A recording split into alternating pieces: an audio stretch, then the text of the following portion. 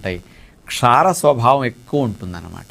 అందుకని పొట్టలో మంటలు తగ్గించడానికి, గ్యాస్ట్రిక్ ఇష్యూస్ లేకుండా ఉండటానికి, హైపర్ ఎసిడిటీని తగ్గించడానికి, అట్లాగే బాడీలో రిపేరు క్లీనింగ్ బాగా జరిగేటట్టు చేయటానికి, రక్తంలో చక్కెర స్థాయిలు పెరగకుండా బాడీకి అనేక లాభాలు కలిగించడానికి, డీటాక్సిఫికేషన్కి బూడిద గుమ్మడి రసం చాలా బాగా ఉపయోగపడుతుంది.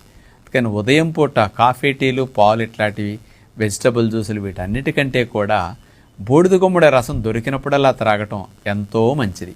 అలాంటి బూడిద గుమ్మడి ప్యూర్ జ్యూస్ని 250-300 ml ఒక గ్లాస్ తీసుకుని అందులో షుగర్ వ్యాధి ఉన్నవారైతే 1 స్పూన్ తేనె కలుపుకోండి, ఇబ్బంది లేదు. షుగర్ వ్యాధి లేనివారు 2-3 స్పూన్లు తేనె కలుపుకునైనా త్రాగొచ్చు. కావాలంటే కొద్దిగా నిమ్మరసం కూడా పిండుకు త్రాగొచ్చు అనమాట. ఇట్లా ఎవ్రీడే బూడిద గుమ్మడి జ్యూస్ త్రాగినా నష్టమేముండదు. వెజిటబుల్ జ్యూస్ తాగేవారు కావాలంటే వెజిటబుల్ జ్యూస్లో కూడా బూడిద గుమ్మడి ముక్క కలిపి గ్రైండ్